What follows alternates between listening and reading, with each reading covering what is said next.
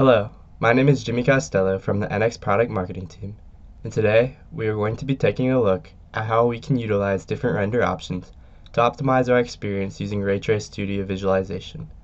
We are beginning with a coffee machine with predefined materials and colors.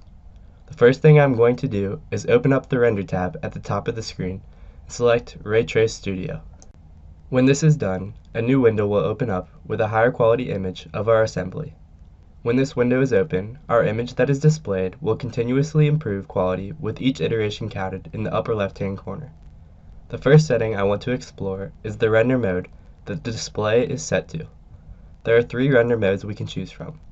The first option is photoreal. With this setting, our display will be of the highest quality, though performance speed may be hindered. The second option is quality interactive. This gives a strong balance between quality and performance. The third option is fast interactive. This setting is best used when performance is the priority, however quality comes second. For our purposes, we are just going to stick with the photoreal render mode. The next thing to notice is the brightness slider at the bottom of the screen. Here we can brighten or darken our rendered image and easily adjust to fit our needs.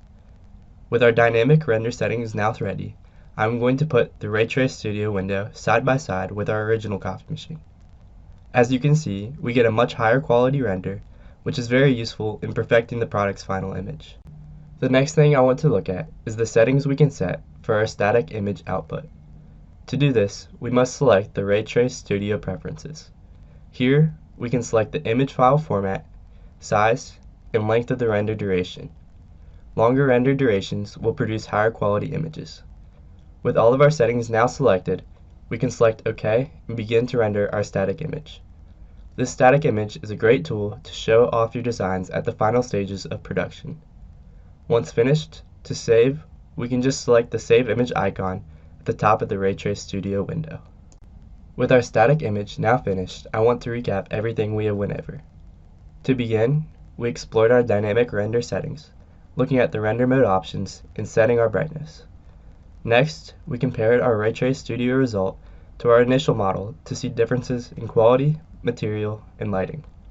And finally, we investigated settings to optimize our static image results and looked at how to save our image. I would like to thank you for your time and attention.